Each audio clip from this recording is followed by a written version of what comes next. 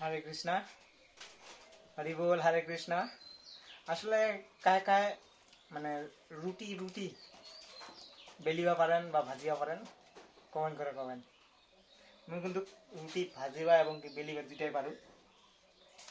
কারণ মোর মা কিন্তু মানে বিয়া বাড়ি গেছে, এই কারণে মুই নিজে আজকা মানে রুটি বেলেছু আর রুটি খাম।